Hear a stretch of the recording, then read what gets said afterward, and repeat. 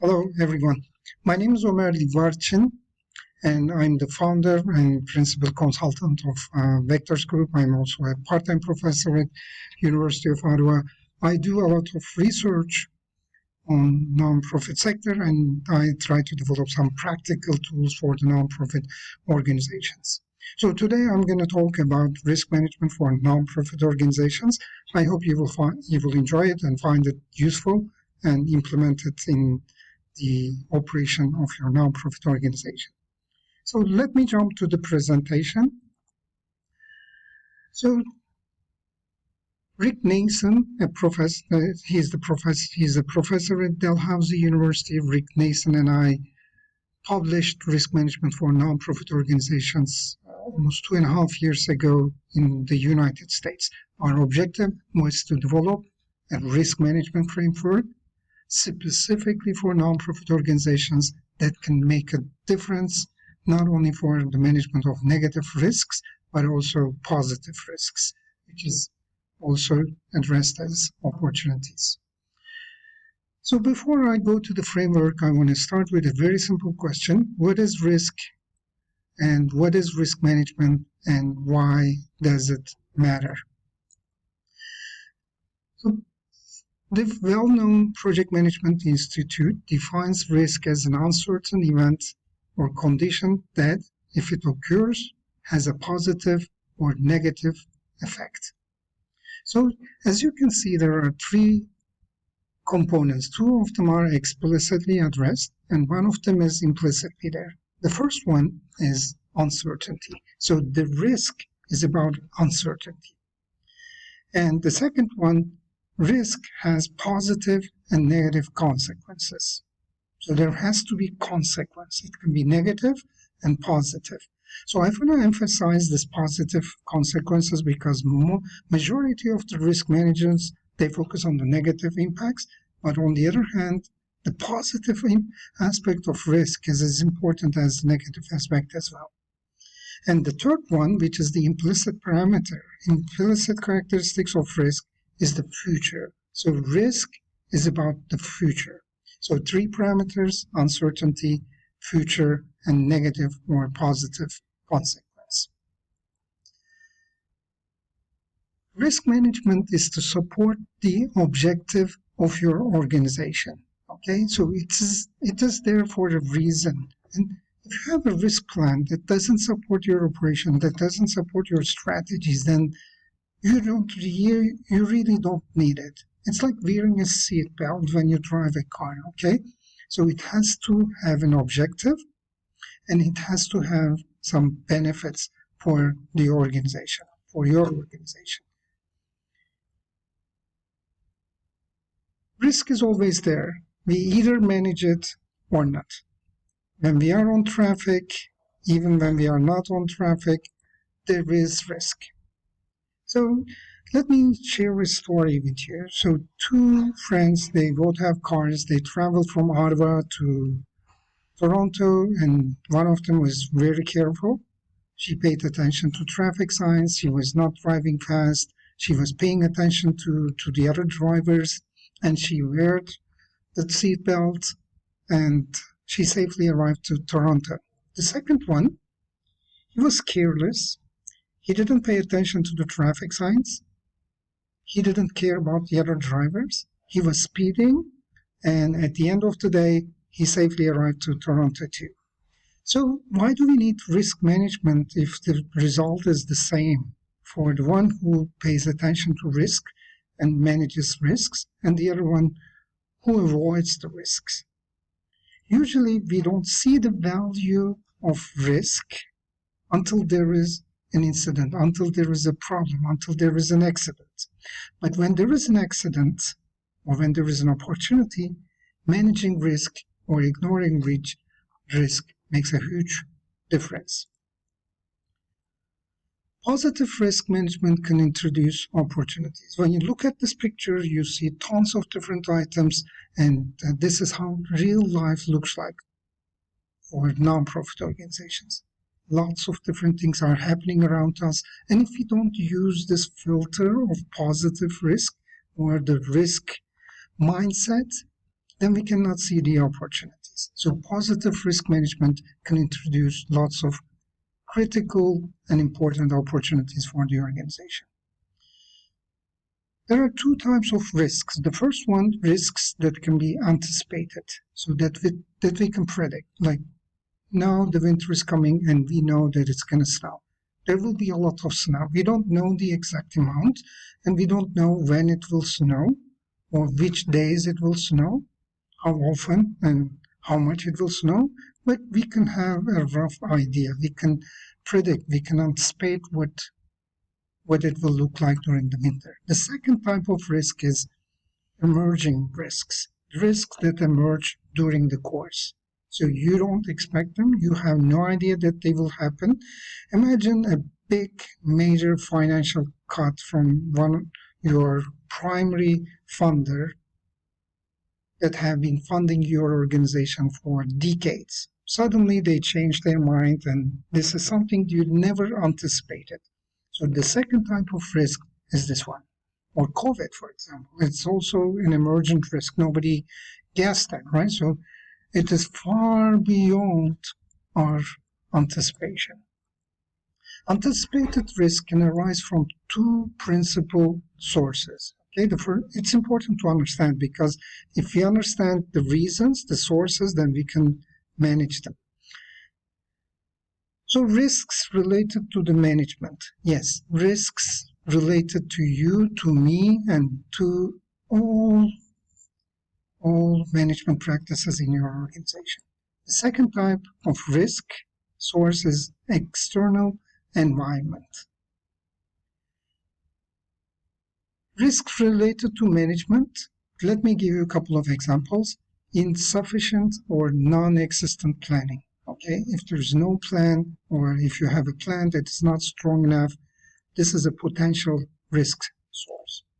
Inappropriate stakeholder management. So your stakeholders can have positive or negative impact on your organization. And it's not something that you can leave it as is. It has to be managed, and inappropriate stakeholder management can cause negative risk. Dysfunctional communication. As you all know very well, organizational communication, is the key problem solver in professional context. But dysfunctional communication can cause negative risk. Poor selection of team members. I'm aware that in the nonprofit sector, you have limited resources and limited human resources. So sometimes we have to work with poor or not perfectly matching team members. And it may be necessary for a certain period of time, but in the long term, or sometimes even in the short term, poor selection of team members can cause negative problems. Those risks are also called internal risks. So the management risks that I just mentioned and some other similar to the same logic are called internal risks because they are caused by the organization itself. So no external factor causes those risks. It's mostly the internal factors, mostly the management. The external factors, they are only controllable by stakeholders, either close but usually distant stakeholders or other decision makers, and they are partially predictable. Like when the federal government changes or provincial government changes, it may have some positive or negative risks for your organization. But they are mostly not predictable, right? Partially predictable, and you have limited control over them. So this type of risk sources are called external project or external environment risks. So both sources mentioned above can also be the cause of emergent risks. So far we were talking about the anticipated risks. So the management and the environment, they can cause risk that can be anticipated, at least up to a certain level. And those two sources are applicable for emergent cases. Okay? They can be caused by management, they can be caused by the environment. In addition to that, sources that are by nature unpredictable. This is the third source of risk, like outbreak of pandemics, natural disasters, or political revolutions, big political changes in the governance structure. So how are we going to deal with risk? The first step is to create a risk culture in your organization. And it starts with acknowledging the existence of risk. Okay? So risk exists. Positive risk and negative risk exist. Remember my two friends who were traveling from Ottawa to Toronto with their cars? Risk exists no matter what they do. It's up to you whether to embrace the risk, both negative and positive risk, or avoid it. So you can survive for a while, but definitely it's not a sustainable management practice, especially if you want to benefit from the positive risks, from the opportunities. You have to develop a risk culture in your organization. And the first step of risk culture is the acknowledgement of the existence of risks.